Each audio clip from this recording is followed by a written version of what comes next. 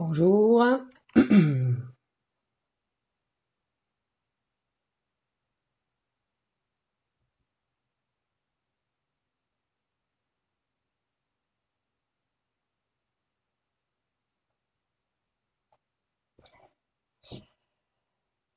Bonjour, vous allez bien? Bienvenue, Jean-Loup, bonsoir.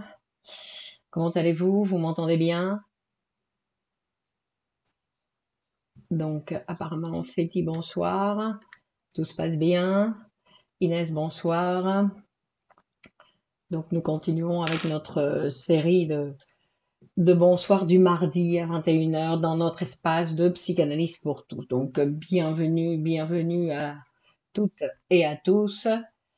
Donc, dans cette nouvelle rencontre, ok, d'accord, merci Jean-Loup. Aurélie, bonsoir. Isabelle, bonjour. René, et bonsoir. Charbel, belle fête de la musique. Aujourd'hui, c'est la fête de la musique. Merci pour votre esprit de partage. Céline, bonsoir. Nadine, bonsoir. Claire, bonsoir. Romvlim, bonsoir. Isabelle, oui, le son est bon, merci. Elisabeth, bonsoir. Donc, dans notre espace du mardi soir à 21h, psychanalyse pour tous, donc effectivement un espace pour tous ceux qui s'intéressent un petit peu à eux, à leur entourage, aux autres, et on va dire d'une façon générale à cet être humain, que nous pouvons continuer à développer. Linda, Amal, Antonio, bonsoir. Olivier, bonsoir, vous allez bien? Donc, ce soir, nous nous sommes proposés donc pour ce jour de la musique. Talcad, bonsoir. Pour ce jour de la musique, c'est le jour de l'été aussi. L'été vient de commencer. Ouda, bonsoir. Donc, où nous nous sommes proposés ce soir de parler de la personnalité. Alors, bien évidemment, on va parler de la personnalité avec cette vision et avec ces éléments de Martine, bonsoir, avec ces éléments de Freud. Philalie, bonsoir. Et Annick, bonsoir, avec bien évidemment tous les apports de Freud à ce sujet-là, puisque c'est ce qui va nous intéresser et de montrer un petit peu poisson, chat, tigré, bonsoir. Donc de voir. Donc je m'appelle Clémence Lenis et je suis psychanalyste de l'école de poésie et psychanalyse. Grupo Cero. Nadia, bonsoir. Comment allez-vous, Marie? Donc, quand on parle de personnalité, selon le dictionnaire que nous allons utiliser, nous allons arriver bien évidemment à des définitions. Nathalie, bonsoir. Et à des définitions différentes. Vive la fête de la musique avec l'école Grupo Cero. Donc, c'est intéressant de voir les différentes lectures qui existent. Ici, on va s'occuper principalement donc comme je disais auparavant, des apports de Freud, comment lui il a découvert qu'il y a en fait des traits de caractère qui sont, je vais dire par exemple Dalal, Sylvie, bonsoir, des traits de caractère qui d'une certaine façon, Sarah, bonsoir, nous correspondent à tous. C'est-à-dire que ce sont des traits de caractère où il est très difficile de penser qu'en disant moi je ne suis pas comme ça. C'est donc que nous avons tous quelque chose à voir, c'est-à-dire que nous sommes tous en relation avec cette position, avec ces positions qui vont former notre Tila, bonsoir, Talil, Geneviève, bonsoir, Katia, bonsoir, avec ces différentes traits de caractère, on va dire les traits de caractère. Sonia, bonsoir. Farouk, donc vous savez dès maintenant que vous pouvez partager Célia, bonsoir, vous pouvez partager cette vidéo sur vos réseaux sociaux, donc pour que puisse en partager plus, que votre entourage puisse aussi en partager. C'est-à-dire que en général, ceux que nous aimons bien, d'autres gens vont aussi apprécier. Donc, avoir un peu de générosité, c'est toujours quelque chose qui nous fait du bien à nous-mêmes. Être généreux, c'est quelque chose qui ne fait pas spécialement de bien aux autres, mais qui nous fait du bien à nous-mêmes. Lansen, bonsoir. Donc, merci Sylvie. Bon, alors merci que les autres aussi vont pouvoir. Michel, bonsoir. Donc, la personnalité. Alors, la personnalité, le thème d'aujourd'hui, la personnalité d'Ariel. Géraldine, bonsoir. Donc, on va voir que notre personnalité, en fait, elle est en jeu dans tout ce que nous faisons dans notre vie. Bien évidemment. Agnès, bonsoir, de Dordogne. Donc, elle est en jeu, elle intervient, on la remarque, notre personnalité, dans tout ce qu'on fait. Et on va voir aussi qu'on la remarque dans tout ce qu'on ne fait pas. Pas seulement dans tout ce qu'on fait, sinon aussi dans tout ce qu'on ne fait pas. Donc, on va voir un petit peu comment la psychanalyse se positionne, non, comment la psychanalyse Plume, Ladila, va définir la personnalité, qu'est les filles Salméné, bonsoir, puisque cette personnalité, ben, bien évidemment, va être en relation avec notre appareil psychique. Zola, Nina, bonsoir. Donc, on va être en relation, Khadija, bonsoir, va être en relation avec notre appareil psychique. Et que on va parler de traits de caractère que Freud a définis. Donc, ce sont des traits de caractère que lui, il va voir.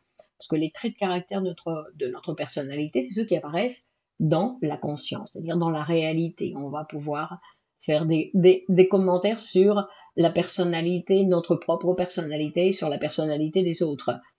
Mais qu'on ne sait pas exactement d'où ça vient. Raphaël, bonsoir. Donc c'est ce que Freud a étudié. Voyons qu'il y a certaines caractéristiques qui sont réellement produites, Camille, bonsoir, par notre appareil psychique. Dominique, bonsoir. Donc, c'est-à-dire que notre personnalité et Dominique, Catherine, bonsoir. Notre personnalité, en fait, donc les effets dans la conscience, et les effets dans la conscience, ça veut dire que c'est le résultat d'un travail psychique. D'accord? C'est-à-dire que ça ne vient pas, ça ne tombe pas du ciel, sinon ça ne vient pas exactement des parents, sinon que ça vient du travail psychique qui était réalisé, on va dire, d'une certaine façon, à notre insu. Et donc avec les différents mécanismes qui participent à ce processus, qui sont des mécanismes psychiques, des tendances, des processus, qui sont bien évidemment inconscients, qu'on ne sent pas, qu'on ne ressent pas, qu'on ne sait pas, on ne sait pas qu'ils ont lieu, assis à bonsoir, mais qu'on voit simplement le résultat. Alors je vais fermer un petit peu la fenêtre parce qu'il y a la musique de la fête qui a commencé là. Et puis en plus c'est pas très joli.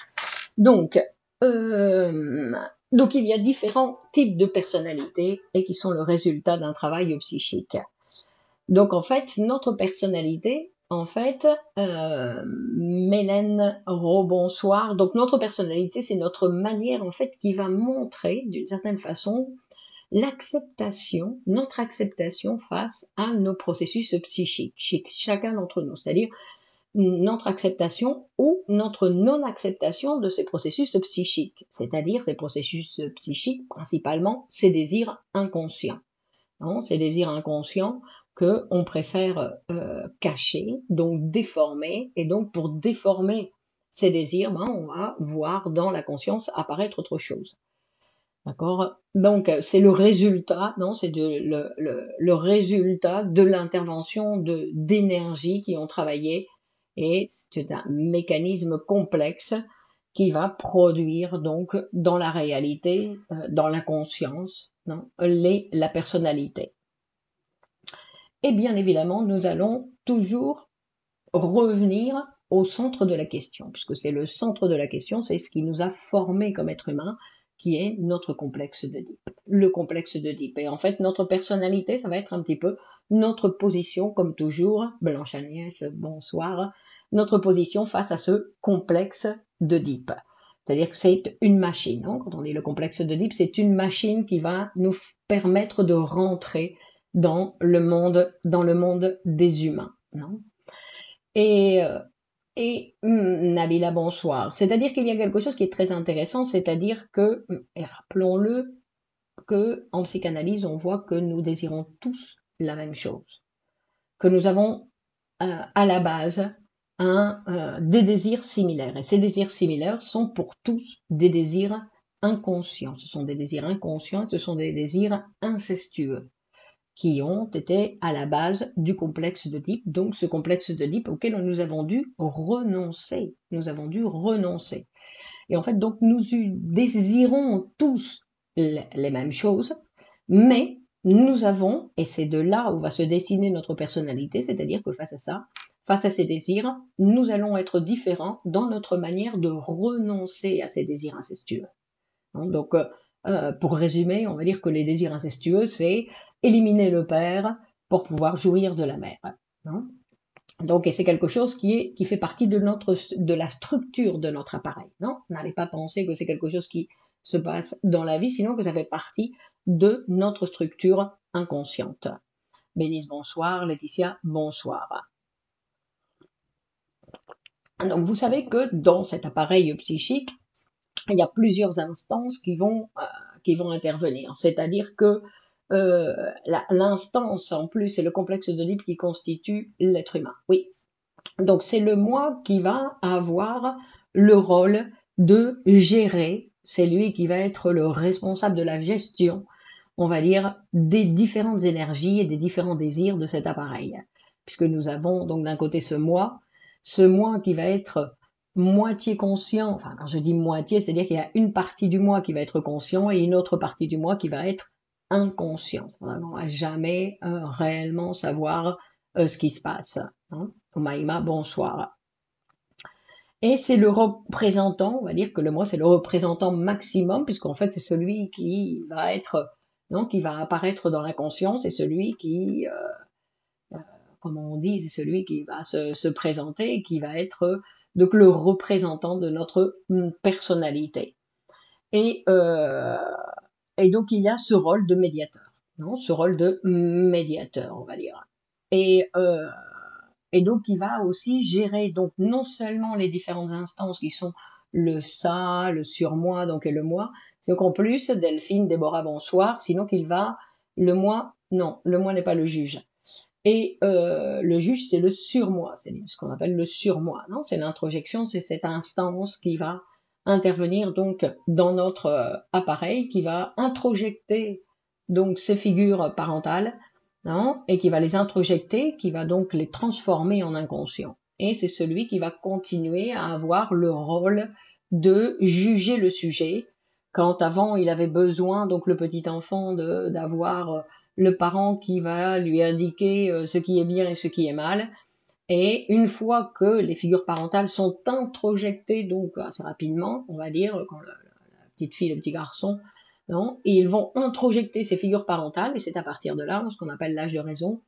Et Konjimba, Germain, bonsoir, Raphaël, le surmoi est le gardien de l'inconscient. Je ne sais pas, non? Ce n'est pas le gardien, non? Parce qu'en fait, ça veut dire quoi le gardien? Ce que vous entendez, Raphaël, par gardien. Parce qu'en fait, il y a une censure, non? Une censure qui va être faite, qui va empêcher que l'inconscient passe directement dans la conscience. Et donc, la censure, ce qu'elle va obliger de faire, c'est que il va y avoir obligatoirement donc une transformation de ce désir inconscient qui va apparaître dans la conscience, non, sous une autre forme. Non, le surmoi, c'est pas l'arbitre. Il n'y a pas d'arbitre exactement, sinon qu'il y a un médiateur. Il y a le ça qui est l'énergie qui va faire fonctionner tout l'appareil, celui qui donne l'interdit et le toléré. Non, c'est celui qui va juger. Non, c'est plus le rôle de juge. C'est-à-dire que, parce que c'est pas que lui, il a la loi, parce qu'en général, quand on a un surmoi très moraliste, des fois on a un surmoi qui est beaucoup plus moral que celui de nos parents. Donc, c'est pas exactement, quand on dit introjecter les figures parentales, c'est pas obligatoirement exactement papa et maman tels qu'on peut les imaginer ou tels qu'on les a connus, sinon que ça fait partie d'une histoire de l'être humain. Donc, il y a une autre chose, c'est que le surmoi, ce qu'elle vient faire, c'est de juger ce que le moi fait et le moi désire faire. Donc, c'est celui qui vient mettre qui vient juger. Identification et personnalité, le refoulement, la répression. Donc, ce qui va être intéressant ici de voir, donc, dans cet appareil, qu'il y a donc d'un côté l'inconscient, la conscience et la réalité, plus les trois instances psychiques, Donc, et avec tout ça, le moi, il va devoir donc apprendre à gérer pourquoi? Pour que tout le monde soit content. Que le ça, il soit content parce qu'il a réussi à s'exprimer, que le surmoi il soit content parce qu'on a pris la direction qu'il voulait, et qu'il y ait et que la réalité qu'il y ait la possibilité bien évidemment d'une satisfaction dans la réalité. Donc euh, euh, donc rappelons-le parce que c'est nécessaire, c'est-à-dire que toutes les perceptions sensorielles, les sentiments, les sensations, donc il y a un trouble de la personnalité, cela signifie qu'il y a une mauvaise gestion entre les trois instances. Ça veut dire qu'il y a une difficulté à gérer les trois instances, oui. Donc, quand on parle de ces perceptions, de ce qui arrive donc dans la conscience, les perceptions, les sensations, donc les sentiments qui sont donc conscients pour le sujet, bon, il y en a d'autres qui sont plus ou moins conscients, les gens ne se rendent pas complètement compte, on a besoin des fois de quelqu'un d'autre qui vient nous dire, t'as vu, t'as fait ci, Maria, bonsoir, t'as vu, t'as fait ça, non, pour qu'on s'en rende compte, et là on dit, ah oui, c'est vrai, donc on l'avait vu, mais on l'avait pas vraiment vu. Non, ça aussi, ça fait partie de la conscience. Mais que toutes ces sensations, donc angoisse de castration, jouent un rôle principal dans ce complexe. C'est pas l'angoisse de castration, c'est le complexe de castration. Non, l'angoisse de castration, euh, on peut le séparer, non, le complexe de castration de l'angoisse de castration. Le déséquilibre entre les trois topiques psychiques tangents de la personnalité pathologique. Ah oui, mais ça, c'est penser qu'il existe un équilibre, alors qu'il n'existe pas d'équilibre. Non, selon que c'est quelque chose qu'il y a, donc ce n'est pas un dysfonctionnement, parce que rappelons-le, l'appareil, il va utiliser les mêmes mécanismes pour produire, non, pour produire un symptôme que pour sublimer, pour aller travailler ou pour écrire un poème. Donc l'équilibre psychique n'existe pas. Hein, l'équilibre psychique n'existe pas. Et parce que l'équilibre dans l'être humain n'existe pas. Il y a toujours un déséquilibre. Hein. On boite toujours, on est toujours un peu tordu. L'équilibre, il n'existe pas. Ça n'existe pas l'équilibre. Donc, et donc Freud, il va nous présenter donc différents. Donc, non, je disais que ces perceptions sensorielles, ces sentiments, ces sensations, tout ça, ce sont des choses donc qui arrivent dans la conscience, mais qui sont toujours surdéterminées par l'inconscient. C'est-à-dire que c'est l'inconscient qui va toujours se présenter donc, comme l'énergie qui veut s'exprimer. Bonsoir Marie-Laure, mais on aspire à trouver un équilibre. Donc, mais ça c'est une aspiration de la conscience ou de la raison, on va dire. Donc c'est parce que on aspire à être immortel. Donc on peut écrire beaucoup, par exemple, non, aspirer à être immortel pour l'être humain, parce que Jamal, bonsoir. Aspirer à des choses impossibles pour l'être humain, ça produit des troubles, non? Rappelons-le. C'est-à-dire que aspirer, vouloir des choses qui ne sont pas possibles pour l'être humain, c'est pas bon signe. D'équilibration plutôt que d'équilibre. Non, c'est une gestion. C'est une gestion où justement chacun doit être content. Alors, c'est pas une question d'équilibre, et puis en plus, ça va être à chaque fois c'est remis en cause. Parce que ce n'est pas quelque chose où on dit ça y est, c'est fini, j'ai un équilibre, mon moi, il arrive à s'arranger. Non, il arrive à s'arranger aujourd'hui et demain, ou il arrive à s'arranger dans telle relation, mais dans telle autre, il a plus de difficultés. Donc à chaque fois, c'est en jeu. C'est pas quelque chose qu'on a gagné, ça y est, on est tranquille. Sinon qu'à chaque fois, le but n'est pas de vivre en harmonie avec soi. Exactement, Inès. C'est pas ça le but. Non? Le but, c'est de vivre, d'apprendre à se connaître. Non? On dit que la psychanalyse est un instrument qui va nous permettre de nous auto-connaître pour pouvoir nous auto-transformer. Donc c'est un outil d'autoconnaissance, pas d'obtenir une harmonie. L'harmonie chez l'être humain, ça n'existe pas. Non, l'harmonie, ça existe dans la nature, dans certaines situations, non, mais Hakim, bonsoir. Inconscient occupe 75% de notre pensée. Donc ça, c'est mettre des pourcentages, mais on va dire que, moi je dirais plutôt que 100% de notre pensée. Ça ne veut pas dire que la conscience ne fonctionne pas à côté. L'impermanence du sujet humain. L'impermanence du sujet humain. Exactement, René. C'est-à-dire que, Jasmina, bonsoir, se croire immortel est inconscient. Ça, c'est une question, parce que l'inconscient, on va dire qu'il n'a pas de complexe d'Oedipe, le sujet. Nabila, je comprends pas la question. Se connaître pour mieux vivre. Donc, oui, mais attention, c'est se connaître comme être humain. C'est pas se connaître exactement comme simplement comme personne. C'est se connaître comme être humain. Non, c'est connaître, en fait, nous, on va être, en commençant une analyse, on devient un cobaye pour apprendre à connaître les êtres humains. Et on est nous le premier cobaye, puisque c'est nous qui passons sur le divan. Donc on va s'utiliser pour apprendre à connaître l'humain, l'humain qui est en nous, cet être humain qui est lié en nous. Donc c'est pas simplement se connaître en savant, moi je croyais que j'aimais le bleu, mais en fait j'aime le rouge. Non, c'est pas de ce genre-là. Là. Rose, bonsoir. Donc, donc il y a un texte de Freud qui s'appelle justement la dissection de la personnalité psychique, où donc il va nous expliquer que le symptôme provient de cette partie du réprimé, non? Impossible d'ouvrir la vidéo. Mais si Jean-Claude, ça y est, vous y êtes, provient du réprimé, du matériel réprimé. Donc c'est un représentant, la phase orale et anale ont un rôle dans la construction de la personnalité. Oui, fait-il. Donc toutes ces étapes vont avoir un rôle, puisqu'en fait ce sont des étapes qui ne vont jamais nous abandonner. Donc l'inconscient et le conscient se chevauchent. Si l'inconscient occupe 100% de notre... Non, ils se chevauchent pas, sinon ils sont toujours présents. C'est comme si je disais aujourd'hui, nous sommes là tous ensemble, moi je parle, vous écoutez, et en même temps que vous écoutez ce que je dis, il y a un autre travail inconscient qui est en train de se faire. C'est-à-dire que l'inconscient, il ne dort jamais. Hein, il y a un autre travail qui est en train de se faire, ou même plusieurs travails, plusieurs idées que vous êtes en train de penser en même temps. C'est pour ça que mettre son attention quelque part, l'équilibre n'existe pas selon vous, mais n'y a-t-il pas un mécanisme qui nous pousse à tendre vers cet équilibre de notre personnalité? Ça, c'est un jugement, non? Parler d'équilibre d'une personnalité, qu'est-ce que ça veut dire? C'est juger notre personnalité. C'est-à-dire, ça c'est bien, on va en mettre un petit peu moins de ceci, un petit peu plus de ce force, pas se fâcher trop là, être gentil ici. Donc, tout ça, ce sont des jugements, non? Des préjugés, on va dire, des préjugés, en pensant qu'il y a une personnalité parfaite quelque part, hein, alors que la personnalité, on va voir qu'en fait, la personnalité parfaite, c'est celui qui a le moins possible de personnalité. C'est ça qu'on va voir.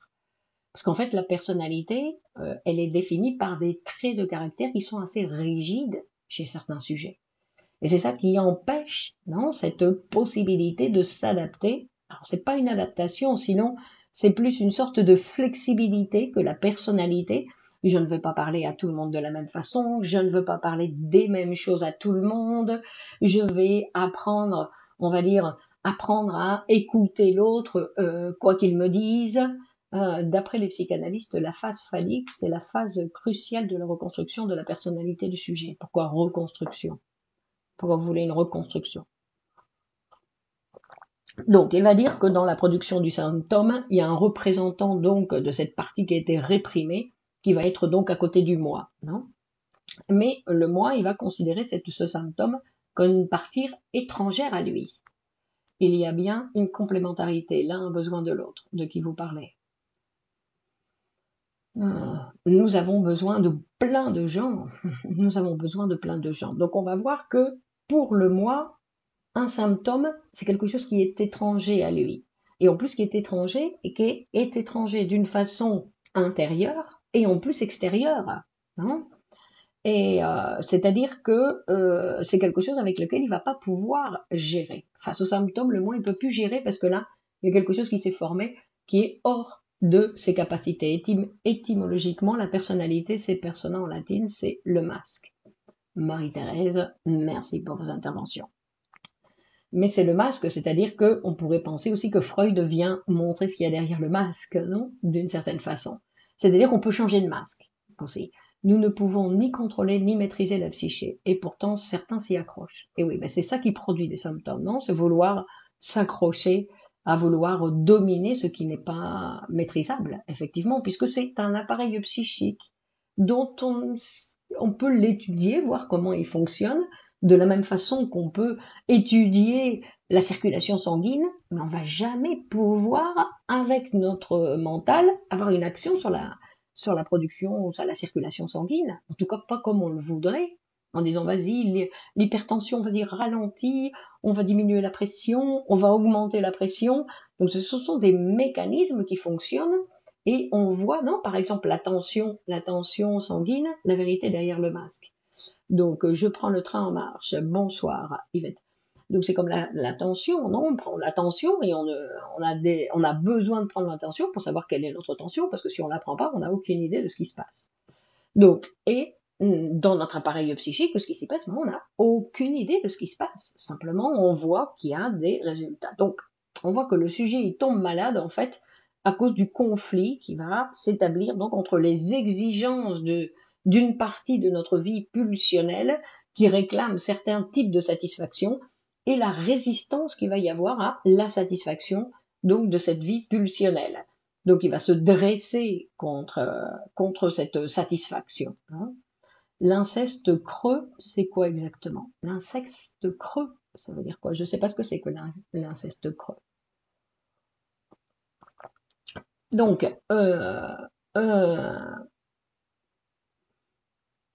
donc ça, je vais passer. Donc on va voir que, en fait, ce qui se passe dans notre appareil, c'est que le moi, il peut donc être le sujet de l'action, mais il peut aussi se transformer en objet pour lui-même. C'est-à-dire que le moi peut passer à être objet. Et donc, la psychanalyse, c'est ce qu'elle a découvert, donc dans cet appareil, il a pas la possibilité, il y a de multiples possibilités où le moi peut se prendre lui-même comme objet. Et donc, quand il se prend comme objet, ben, du coup, il va se traiter comme un objet. Non, il va se traiter, non, le symptôme de brise, non, on n'est pas quand on brise la résistance. Non, le symptôme naît des oppositions, des conflits, non? Dans cet inceste creux, c'est quand c'est inassouvi. Non, l'inceste est toujours interdit. Et ce qui se passe, c'est qu'il est interdit aussi dans l'appareil psychique. C'est-à-dire que dans l'appareil psychique, parce que le surmoi, il est là pour surveiller s'il y a satisfaction ou pas satisfaction de l'inceste. Si ces désirs qui sont interdits vont quand même être assouvis, ou qu'il va chercher, ou qu'il désire, parce que très souvent ils sont même pas assouvis, simplement qu'il continue à chercher ce désir. Donc, désolé, j'ai pas vu toute la phrase. Bonsoir professeur. On ne peut pas saisir l'appareil psychique marqué sous forme de symptômes, tout ce qui passe dans cet appareil aussi. Est-ce qu'on peut parler de la conciliation des contraires, c'est-à-dire entre conscient? C'est ce qui va se passer d'une certaine façon dans une psychanalyse. C'est-à-dire que la conscience, elle va devoir apprendre petit à petit, Aurida bonsoir, à tolérer en fait cet inconscient qui vient nous surprendre, qui nous fait faire des choses qu'on pensait pas qu'on allait faire, et qui vient nous surprendre et qu'il faut accepter qu'il y a des choses qu'on ne contrôle pas, des choses qui se font sans notre consentement conscient, et qu'en plus qui viennent bien évidemment dire quelque chose. Alors il faut accepter tout ça. Hein. Donc, on disait que donc le moi est une structure dissociable qui peut se transformer en objet. Et quand il se transforme en objet, donc il va se traiter comme un objet étranger, qu'est-ce qu'il fait? Il s'observe, il se critique. Il est capable de s'aimer beaucoup aussi. Oui, il se maltraite. Et tout ça en obtenant une jouissance. C'est pour ça que quand on parle de jouissance, la jouissance c'est quelque chose qui est très important dans le sens où s'il y a, Nawal, bonsoir, et s'il y a jouissance, c'est très difficile d'abandonner quelque chose qui me procure une jouissance. Alors, vous voyez, donc même si c'est quelque chose, parce qu'il y a jouissance dans l'appareil psychique, après le sujet peut souffrir, mais comme il y a jouissance dans l'appareil psychique, dans cette machine, il y a satisfaction et jouissance, donc obligatoirement, comment je vais renoncer à ça? Hein? Donc il y a obligatoirement un travail qui va être nécessaire pour renoncer à ce type de jouissance qui vont contre moi, on va dire, qui vont contre moi. Donc on va dire donc on dit que le moi donc est une structure dissociable qui peut se fragmenter, qui peut se réunir. C'est-à-dire que on peut, que l'être humain, il a cette capacité d'aimer ce qui le blesse, ce qui lui fait mal. Et c'est de la même façon personnalité narcissique tournée vers le moi, par exemple. Donc quand le moi se maltraite, comment la personne réagit? Donc quand le moi se maltraite, il y a obligatoirement des répercussions. Alors c'est-à-dire que le moi est en position de sadique. Non, il va se traiter comme objet, donc le moi est en position de sadique et il va traiter son objet. Non, il va maltraiter son objet, donc son objet est masochiste. Donc c'est pour ça que il peut chercher, le moi peut blesser son objet, il peut réaliser dans la réalité, c'est-à-dire il peut réaliser des actions dans la réalité qui vont nuire au moi. Hein. Et donc, c'est-à-dire que le moi, il va devoir vraiment, c'est un travail qu'il va devoir apprendre à faire. Parce que rappelons-le, le moi, quand nous allons naître, le moi, il n'est pas formé, il va devoir se former, et ça, c'est toute une longue étape, la formation du moi. Et donc dans toute cette étape, tout au départ, en fait, ce moi, il ne sait pas, il ne connaît pas encore son rôle de médiateur, ou il ne sait pas encore bien l'établir, et donc, il se défend comme il peut, et en général, il se fait marcher dessus, on va dire, non? Parce que son rôle, en fait, ce serait d'apaiser les impulsions, non, la pulsion qui provient du ça, et, euh, et on va dire, et régler les exigences du surmoi, parce que le surmoi, il exige quoi de ce rapport du moi à soi en tant qu'objet dans l'état limite. L'état limite, je connais pas. Donc, c'est pas quelque chose de l'état limite, je sais pas ce que c'est. Pardon, excusez-moi. Donc, on a le ça, le surmoi, non? Et, euh, et donc ce qu'il va faire, qu'est-ce qui explique le comportement des personnes qui cherchent toujours à satisfaire les autres, quelle que soit la situation ou la demande de l'autre? Est-ce qu'il y a un lien avec ce fonctionnement? Bon, ça, il faut écouter le patient. Non, on ne peut pas expliquer un comportement simplement par une description du phénomène. Non, la psychanalyse, elle ne juge pas le phénomène, elle ne juge pas, elle attend et elle écoute le patient. Elle écoute le patient pour voir ce qu'il va dire. Parce que une chose, c'est ce que moi j'ai vu, que m'a présenté le patient, et une autre chose, c'est ce qu'il va dire de ce qu'il a, non, de ce qu'il a présenté, du phénomène, de ce qu'il a. Donc, c'est toujours des choses différentes. Donc, on ne peut pas, est-ce que le moi est la somme des identifications? Donc, le moi est la somme des identifications. Et donc, le moi est en constante transformation. Parce qu'il y a toujours des nouvelles identifications qui ont lieu. Enfin, on peut espérer pour que justement le moi puisse se transformer. Donc, et donc le moi, il va donc apaiser les exigences de la vie pulsionnelle du ça, il va apaiser les exigences du surmoi et il va activer d'une certaine façon les ressources extérieures, donc de la réalité, pour permettre une satisfaction, c'est-à-dire la consécution d'un certain plaisir. Hein. Alors, bien évidemment, tout ça se fait, comme vous voyez, par un travail psychique. Hein. La résistance psychologique, ça, Inès, c'est un autre sujet. Hein. Pulsion incestueuse et masturbation, où situer cet état dans l'enfance. Donc les pulsions incestueuses et la masturbation, c'est quelque chose qui appartient à l'enfance, ou qui va déterminer quelque chose dans l'enfance. Après, la masturbation d'un adulte, non, ça c'est une autre chose. Les pulsions incestueuses doivent rester dans l'enfance. Donc, ce qu'on voit, c'est qu'il y a donc tout un travail qui se fait dans l'appareil psychique et ce que nous dit Freud justement, qui est très intéressant, c'est qu'il va dire qu'il y a en fait ce travail psychique peut aboutir à un succès, c'est-à-dire à la réalisation d'une pulsion, à la satisfaction, ou il peut produire un échec, donc à l'insatisfaction de la pulsion. D'accord? C'est-à-dire que l'appareil psychique, pour produire une chose ou pour produire une autre chose, c'est le même travail. C'est pour ça que ça, c'est quelque chose de très important, dans le sens où ce n'est pas parce que je ne fais rien et que je me croise les bras que du coup, mon appareil psychique arrête de travailler. Non, mon appareil psychique continue à travailler. Donc, il est toujours préférable que je lui donne quelque chose à faire, parce que sinon, il fait son truc tout seul et il peut faire, il fait ce qu'il veut. Et quand il fait ce qu'il veut, c'est un petit peu, c'est pour ça qu'on dit que quand l'appareil psychique il fait ce qu'il veut, en fait, ce qu'il veut, c'est là où va s'installer la maladie, non? Parce qu'en fait, il n'y a pas de sublimation, quand il fait ce qu'il veut, l'appareil psychique. Donc il faut l'aider, non? Il faut l'aider, il faut le guider, il faut faire des choses, on va dire, non? Faire des choses dans la réalité. C'est-à-dire que c'est grâce à la tolérance de des exigences du système en lui-même, de toutes les instances et du système, à l'acceptation de ces exigences qui vont nous permettre, en fait, de mener à bien, non, l'activité psychique pour qu'il y ait les résultats. C'est-à-dire que tolérer tout ce qui se passe. Il faut le guider. Et il faut le guider dans le sens où il faut lui donner quelque chose à faire.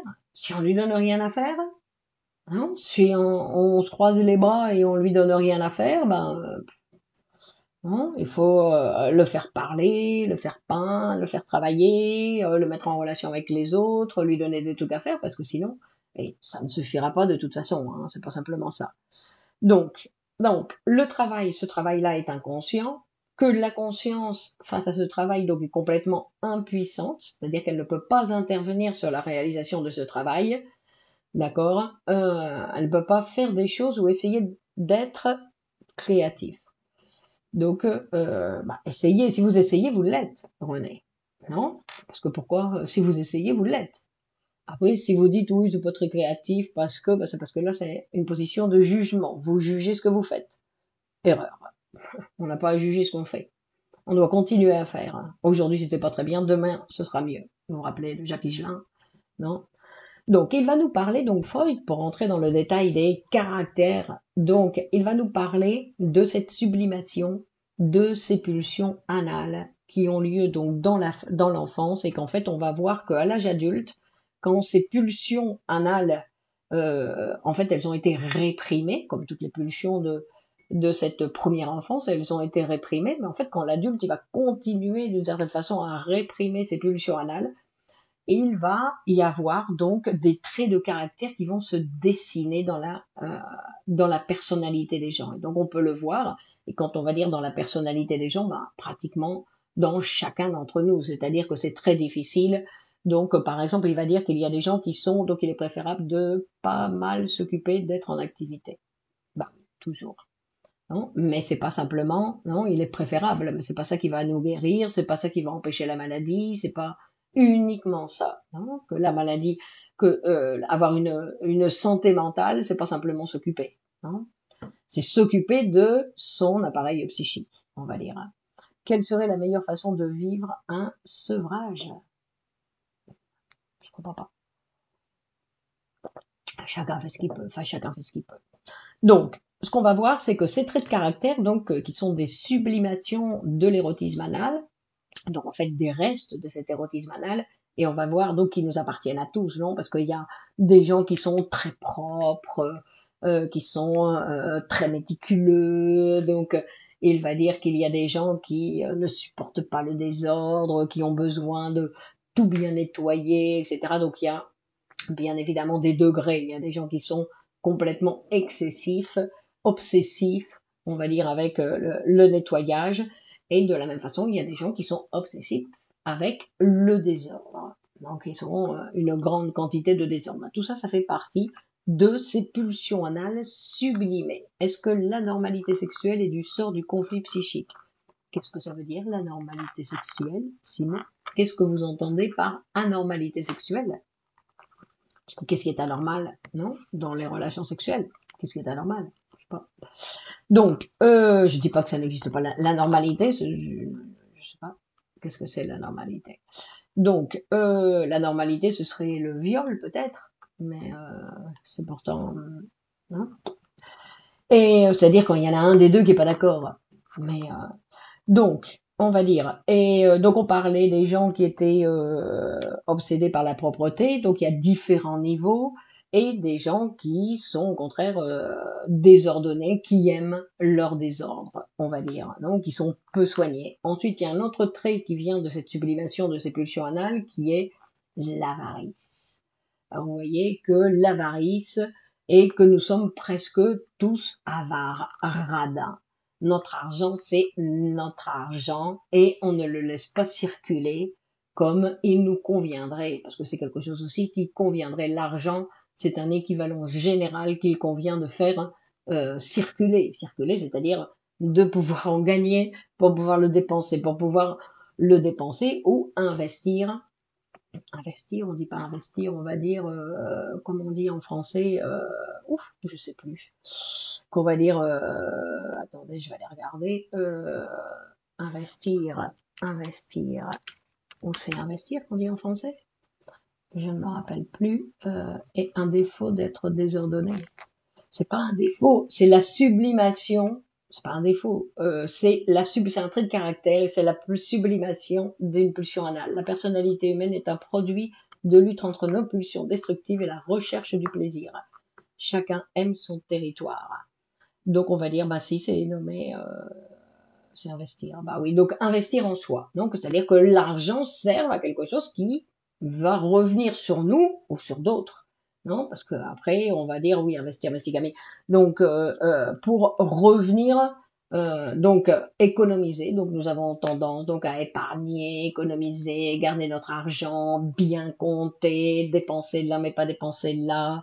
Non, on regarde nos sous, comme on disait, non, on regarde nos sous. Ben, tout ça, c'est une caractéristique qui nous correspond pas. Et c'est gagner des sous, faire des bénéfices. Donc investir, mais moi je parlais d'investir sur soi-même. Non, c'est-à-dire faire une psychanalyse, par exemple, c'est un investissement sur soi-même qui doit encercler. Jamal, qu'est-ce que vous voulez dire encercler? Donc investir, c'est-à-dire donc quelque chose qui, non, et après, bon, ça, c'est une autre chose, c'est notre relation avec l'argent. Ce qu'on voit, c'est que, en général, nous avons tous des traits un petit peu de radin. De radin. Nous ne sommes pas très généreux avec notre argent. Nous pouvons l'être avec d'autres choses, mais attention avec notre argent. Bonsoir Laurence. Oui, investir, mais pas pour faire de l'argent, je suppose. Bah, disons que ça va produire après de l'argent. Parce que si on investit sur soi-même, après ce soi-même va se transformer et donc il va être capable de produire d'autres quantités d'argent. Et ensuite, d'autres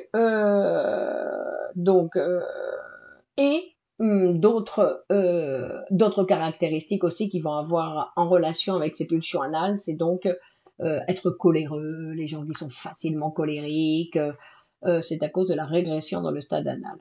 Donc, qui vont être colériques et qui vont aussi avoir des inclinations à la vengeance. Tout ça, ça fait partie, non, des traits. Il y a des gens qui disent, non, moi, j'ai une inclination à la vengeance. La construction de la personnalité devient un produit, le résultat de la façon dont personne lutte contre ses conflits internes et les demandes de l'extérieur. Exactement. Mettre à profit son argent. Merci Martine. Mettre à profit son argent, donc je disais, sur soi-même, non? Parce que c'est une des choses qui est très rentable, parce que mettre à profit l'argent à la bourse, bon, on va augmenter son compte bancaire, mais vous voyez, donc c'est une façon d'être radin dans le sens où on ne laisse pas circuler l'argent. Et c'est une chose que l'argent, c'est un équivalent général, c'est-à-dire qu'il peut acheter pratiquement n'importe quoi, qui peut principalement acheter du temps, et on peut acheter du temps, on peut acheter des vacances, grâce à l'argent, on peut prendre des vacances. Donc, c'est un équivalent. Hein. Donc, et ensuite, il va parler d'un autre caractère qui nous touche tous, mais il y a des degrés d'avarice, effectivement, Céline. Je dis que, d'une certaine façon, nous avons tous une relation tout à fait particulière avec l'argent et on ne le laisse pas comme ça partir n'importe comment. Donc, je dis pas qu'il faut le laisser partir n'importe comment, sinon je dis qu'il faut le laisser circuler, non? Donc, et ensuite il va nous parler d'un autre type de caractère qui nous touche tous aussi, parce qu'en fait, les traits de caractère, effectivement, on a chacun ses doses.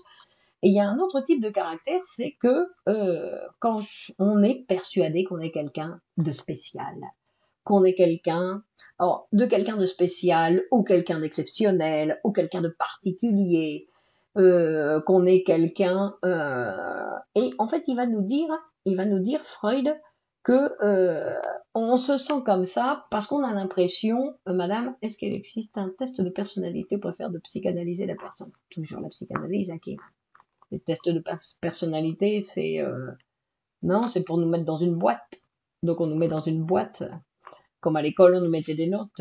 Non, mais donc et donc il va nous dire qu'en fait il y a des personnes qui se sentent bien spéciales, plus spéciales que d'autres, on va dire, non, particulières, et parce que ils ont subi certaines situations ou des situations de souffrance. Alors bon, chacun va raconter son histoire tout à fait particuliers, ou il y a des gens qui vont se sentir particuliers parce qu'ils ont un défaut physique, ou il y a des gens qui ont vécu une expérience tout à fait particulière. Et en général, c'est toujours, ils se sentent particuliers parce ils sont passés par quelque chose euh, de particulier, on va dire un empêchement émotionnel, ou quelque chose qui nous est arrivé dans l'enfance, ou quelque chose qu'on a hérité de nos parents. Donc des cas en psychanalyse, il faut comprendre.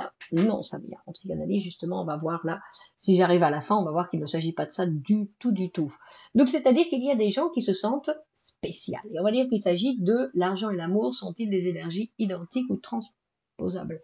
C'est quelque chose d'intéressant. Ça a été une réflexion, mais ça c'est pour une conférence. Non, votre phrase c'est pour faire une conférence.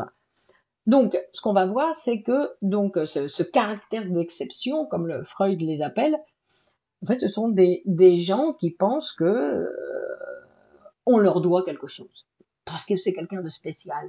Et donc, en fait, et il est quelqu'un de spécial parce que il a beaucoup souffert, donc maintenant il a besoin d'une récompense. Maintenant, il ne va plus tolérer certaines souffrances. Que maintenant, il faut qu'on le traite mieux parce qu'on l'a traité, on l'a maltraité pendant un certain temps. Donc maintenant, il va exiger de l'extérieur un bon traitement.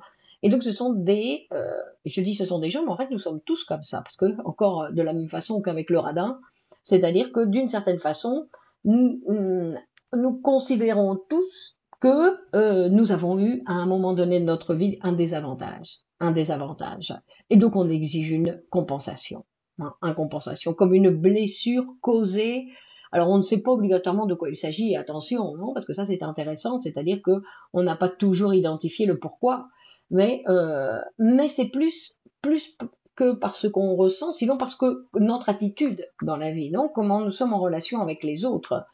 Et c'est-à-dire qu'on considère qu'on a eu une blessure causée à notre narcissisme personnel. C'est un mal irréparable à notre amour propre. À notre amour propre. Et donc, on va donc exiger des choses et qu'on ne va pas tolérer qu'on nous ne les donne pas. On va les exiger de l'extérieur, non? Et ensuite, il va nous parler d'un autre trait de caractère. Donc, je suis sûre que René connaît le trait de caractère et bien d'autres aussi.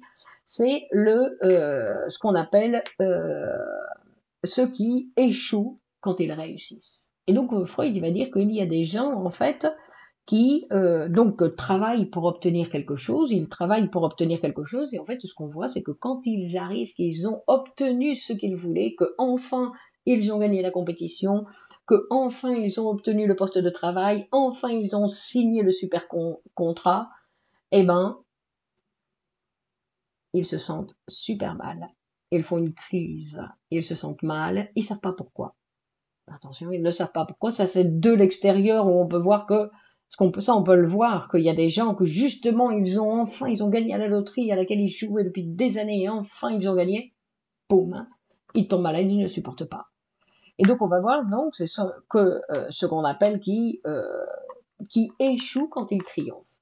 Et ça, c'est quelque chose aussi qui nous arrive à tous. C'est-à-dire qu'il y a comme s'il y avait à chaque fois, non, parce que Freud, il va dire que ça, c'est en relation, en fait, avec notre sentiment, avec notre culpabilité inconsciente. Avec notre culpabilité inconsciente. Ce n'est pas quelque chose qu'on va sentir. Ce qu'on va voir dans la réalité, je le répète, ce qu'on va voir dans la réalité, c'est que le sujet, il n'est pas bien, alors qu'il devrait être super content. Non? Il y a des gens qui le disent, je devrais être super content, mais je ne sais pas pourquoi, je ne sais pas ce qui m'arrive. Je ne le suis pas. Et en fait, il va dire, Freud, qu'il y a une certaine culpabilité, c'est-à-dire à avoir obtenu quelque chose, et en plus il dit que, en fait, et, il va dire que c'est quelque chose qui était, en général, ce sont des choses pour lesquelles le sujet a beaucoup travaillé pour l'obtenir. Non, c'est pas des petites choses qu'on obtient facilement, sinon des choses, des désirs, non, qui ont été travaillés, non, et qui vont tomber malades à ce moment-là. Et pas même faire une maladie, non, développer une maladie à ce moment-là, non. Et en fait, ça va poser la même chose que si, ils étaient frustrés. Enfin, ça va provoquer la même chose comme s'ils avaient été frustrés par la non-réalisation de leurs désirs. Alors qu'on leur dit non, mais vous avez vu, vous y avez réussi. Ben non, ça n'a aucun. Et donc cette culpabilité qui est une culpabilité inconsciente, donc après il faudra l'étudier dans chaque cas, parce qu'on peut dire oui, ça c'est la culpabilité qui l'empêche de jouir de son succès. C'est pour ça que quand on voit certains champions sportifs qui sont capables de gagner une fois, deux fois, trois fois, non, il y a les super champions qui gagnent, où justement on voit que ce sont des personnes qui ont intériorisé que ce qu'ils réussissent, c'est les conséquences de leur travail. C'est pas tombé du ciel. Donc c'est quelque chose de mérité. Alors que la personne qui d'une autre façon sent qu'elle a perdu quelque chose, qu'il a pas et qui se sent triste alors qu'il devrait être joyeux, on va dire, et qui se sent coupable parce que comme s'il ne le méritait pas, par exemple. Donc, comme si le travail qu'il avait produit pour l'obtenir, ben, ce n'était pas, il ne s'en rend pas compte, en fait. Non? Il ne s'en rend pas compte. Affect protéiforme. La culpabilité se loge aussi bien du côté de la réussite que de l'échec ou du manque. Ne jamais. Donc, la culpabilité, elle est tout le temps là. D'accord? La culpabilité de gagner et de se sentir mal. Exactement. Donc de gagner de l'argent, par exemple. Il y a des gens qui commencent à gagner de l'argent et qui commencent à se sentir mal parce qu'ils gagnent de l'argent. Non, alors qu'ils pensaient qu'ils ne pouvaient pas gagner plus de autant. Et puis quand ils commencent à gagner plus, ben du coup, il y a une certaine tristesse qui peut, ou directement qui tombe malade, non? Et la personnalité psychotique est une régression à la phase orale. Non, la psychotique, et c'est pourquoi une régression à la phase orale? Pourquoi vous pensez que c'est la phase orale? L'auto-érotisme, c'est avant la phase orale, on va dire, non, d'une certaine façon. Il ne le mérite pas. Il considère qu'il ne le mérite pas. C'est-à-dire que c'est comme s'il n'avait pas assimilé, premièrement, que c'est pas tombé du ciel, qu'il a travaillé pour, mais qu'il n'a pas assimilé que ce travail fait partie de lui. Non? Que c'est quelque chose de bizarre. Et ensuite, c'est très associé, donc tout ça, avec ce qu'on appelle donc cette culpabilité, aussi cette caractéristique, on va dire, des délinquants par sentiment de culpabilité. Alors ça, c'est une autre chose que Freud a découvert, c'est-à-dire que la culpabilité, elle doit se soulager, c'est-à-dire que c'est une tension dans l'appareil psychique, la culpabilité. C'est une tension dans l'appareil psychique qui peut même être sentie dans la conscience. Alors, c'est pas identifié, hein, c'est pas identifié comme culpabilité, mais une tension donc dans l'appareil qui doit être déchargée, qui doit se soulager, et le soulagement de cette culpabilité, c'est décharger cette culpabilité. Comment on va décharger? En obtenant une punition. Hein, de la même façon que on voit que la religion catholique, par exemple, a très bien compris ça, non? Le mea culpa, la flagellation, tout ça, ce sont des choses qui sont pour, donc des punitions que le sujet s'inflige pour les mauvaises pensées qu'il a eues.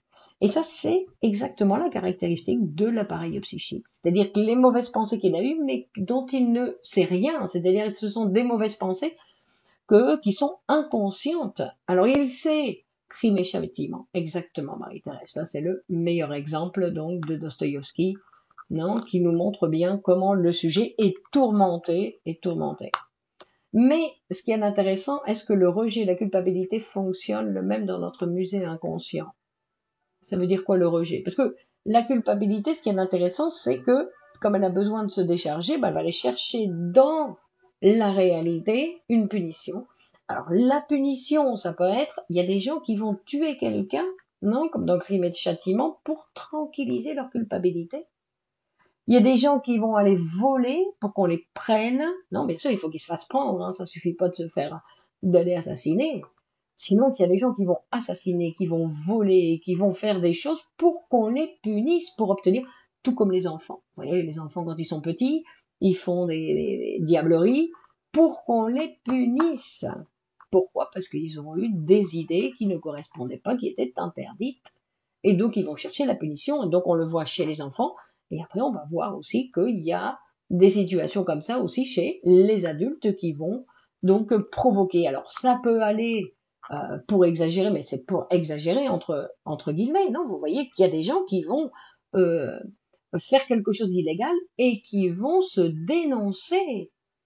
Dénoncer pourquoi? Pour obtenir la punition. C'est une pulsion de se punir.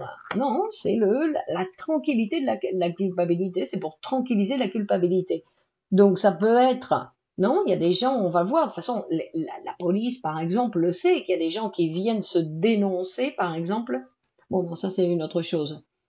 Qui viennent se dénoncer ouvertement, mais et que ça surprend toujours les policiers en disant bah non, il vient se dénoncer parce que ça tranquillise.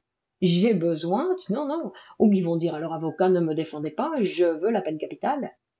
Pour ce que j'ai fait, j'ai besoin de la peine capitale pour ce que j'ai imaginé, parce qu'en plus la culpabilité, c'est en général, c'est pour des choses qu'il a imaginées.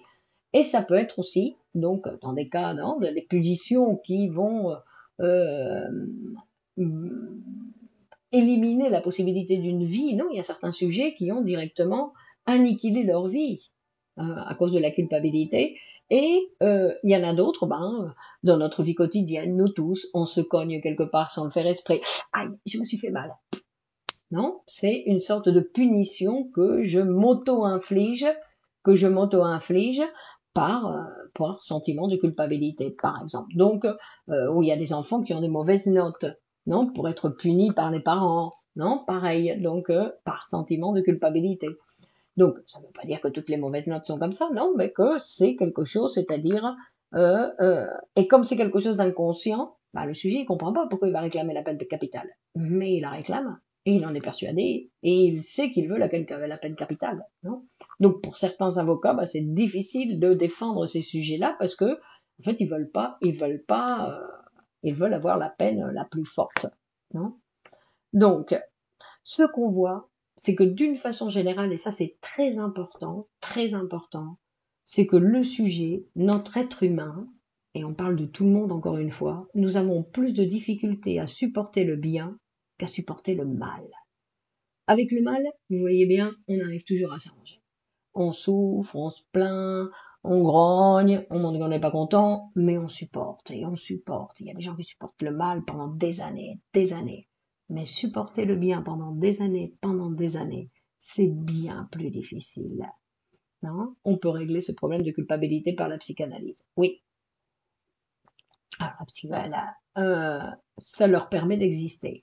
Bon, c'est une façon de voir, non? Parce que ce qui existe, en fait, ce sont ces désirs incestueux qui sont là et que le sujet n'a pas renoncé à ses désirs. Alors qu'il faut renoncer à ses désirs. Donc il faut renoncer à ses désirs. Donc la culpabilité, elle est là, mais il faut apprendre à... Non donc on va dire qu'il y a culpabilité à chaque fois qu'on fait quelque chose. C'est que à chaque fois qu'on fait quelque chose de nouveau, un petit peu de différent et tout ça, il y a un sentiment de culpabilité qui arrive et on se punit. On se punit parce que on a fait quelque chose. Donc, mais une chose, c'est réclamer la peine capitale, et une autre chose, c'est se cogner contre la table. Non, que ce sont, je veux dire, ça fait partie de nous, ça fait partie de nous. Parce que vouloir, non, comme l'équilibre, l'harmonie, ne jamais être malade, tout ça, ce sont des impossibles pour l'être humain. Non, ce sont des impossibles. Mais une chose, c'est que les obstacles ne nous empêchent pas de vivre. Non. Donc, je disais, la chose la plus difficile pour l'être humain, c'est de supporter le bien. C'est-à-dire que nous ne sommes pas formés pour supporter le bien. Nous avons été des années à l'école, et pendant toutes ces années à l'école, on nous a expliqué comment nous allions devoir faire face au mal, que nous allions souffrir, et que nous allions avoir plein d'obstacles dans la vie. Non? Et que, en fait, un des véritables obstacles, c'est de supporter le bien. Et vous pouvez le voir, non, pour les gens qui travaillent, les professionnels de la santé, qu'il y a des gens qui, une fois qu'ils ont ils sont arrivés à avoir à être bien, on va dire, tout de suite ils arrêtent le traitement parce qu'ils ne supportent pas de plus de bien. C'est très difficile de supporter le bien, c'est très difficile. Hein, c'est pour ça qu'il faut continuer son analyse parce que du coup on retombe après dans le mal et donc une chose qui est intéressante que je vais souligner là pour terminer, on va dire que on ne choisit pas d'être prolétaire. On ne choisit pas d'être bourgeois. On ne choisit pas d'être un pervers, d'être un névrosé, d'être un psychotique. Mais on ne choisit pas non plus l'homme ou la femme avec qui on va se marier. Et on ne choisit pas non plus les idées qui nous passent par la tête.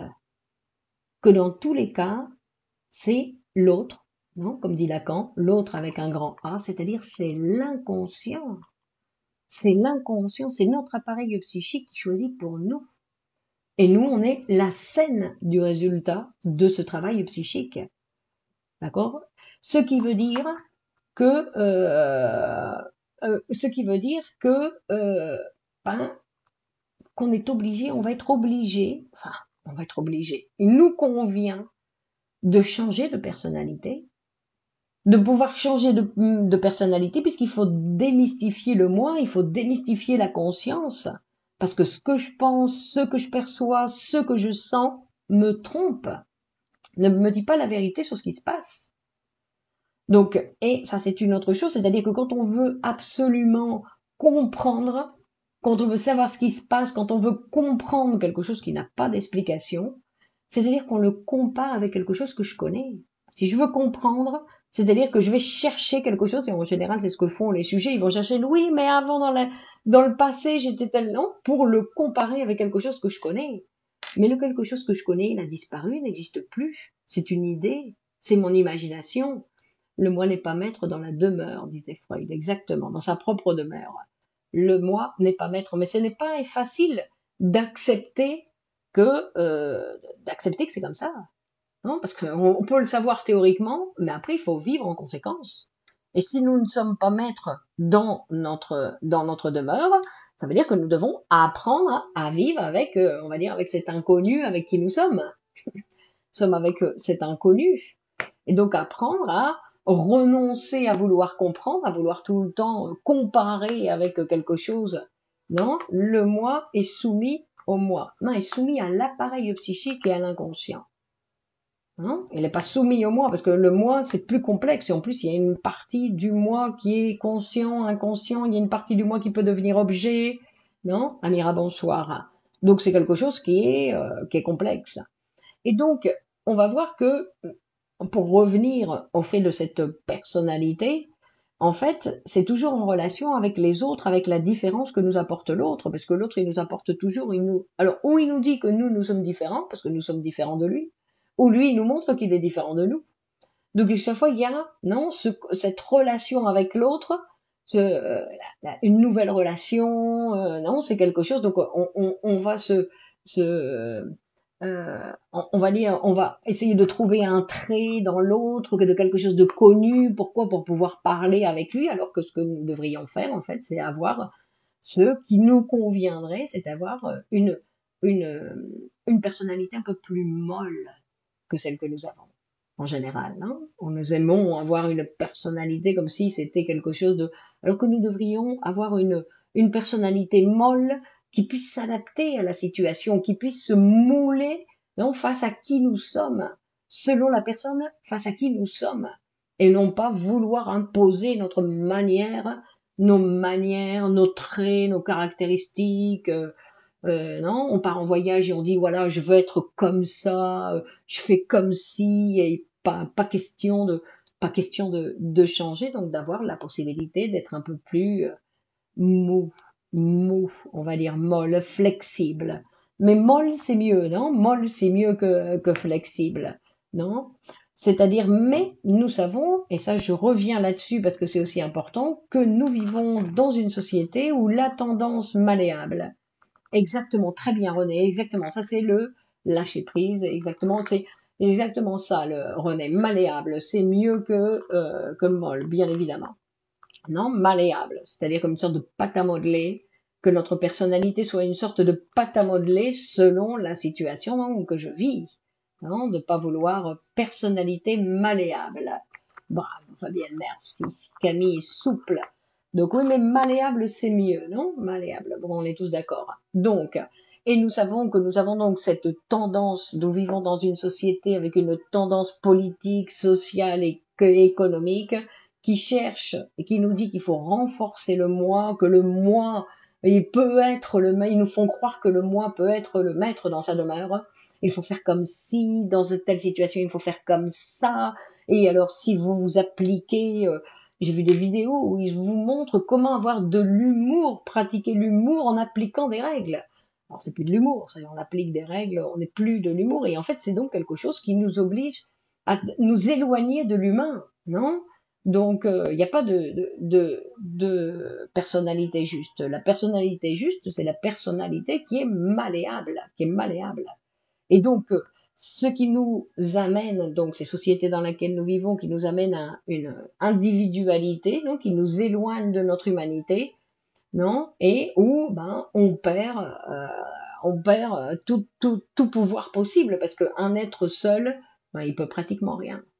Donc, comme disent les Français, créons des liens, faisons des choses avec les autres, parce que les autres, même s'ils sont difficiles à supporter, parce que regardez comment ils sont les autres, vous, mais c'est le plus enrichissant. C'est le plus enrichissant, et puis que petit à petit, c'est le management et le développement personnel.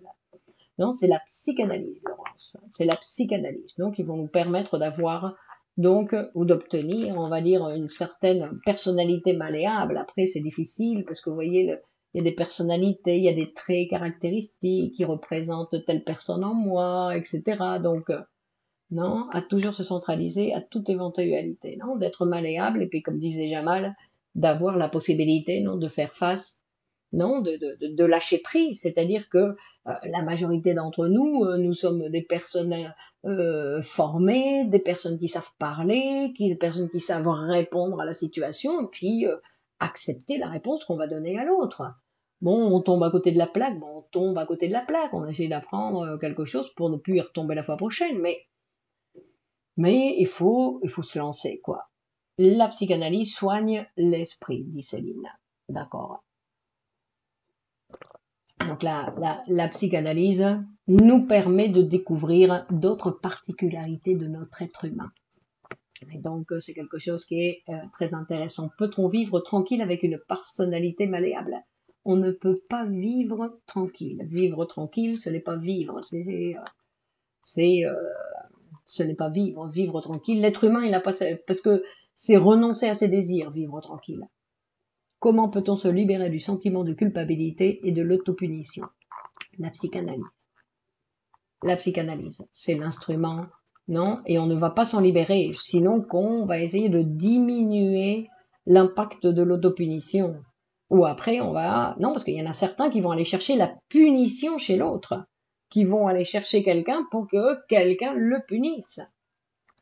Donc, faire la différence avec, c'est pas exactement un masochiste, c'est une personne qui se sent coupable et qui a besoin d'une punition, donc qui va utiliser l'autre, le partenaire, pour être maltraité et comme punition face à sa culpabilité. Donc, merci beaucoup. Voilà, Martine a fini. D'accord, c'est celle qui vient mettre le mot de la fin, Martine. D'accord, et on découvrira donc un autre sujet. Bah oui, je ne sais pas, Martine, je ne préviens pas parce que je ne sais pas encore ce que je vais présenter. Et oui, vivre tranquille, c'est renoncer à ses désirs. Céline, vous voyez, je viens avec des phrases. Alors, qu'est-ce qu'on va faire? Il faut se psychanalyser pour mieux vivre et être malléable, pour mieux vivre les années futures. Non, ça c'est génial, c'est-à-dire pour mieux vivre les années futures. Bon alors, bonne continuation à tous. Merci de votre participation donc sur ce premier jour de l'été et le jour de la musique. Et donc, n'oubliez pas de partager sur vos Elisabeth, bonsoir, Féti, bonsoir, Fabienne, une intranquillité bien tempérée. Ben, d'accord, Fabienne, j'accepte. Valériane, splendide comme toujours, merci à vous. René, se choisir soi. Je sais pas ce que ça veut dire, ça, René. Katia, merci à vous, Katia, encore merci. Et donc, merci à vous tous, Marie-Thérèse, Geneviève, donc à mardi prochain. Au revoir Fabienne, Samia, au revoir. Fatia, bonsoir.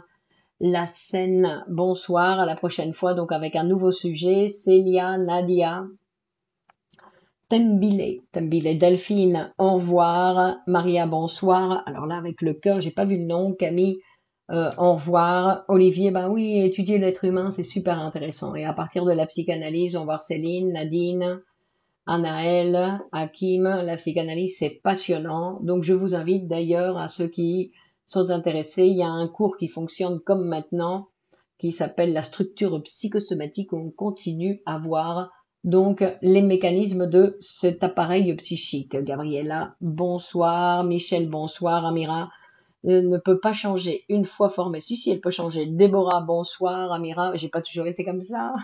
Blanche, Kassab, bonsoir.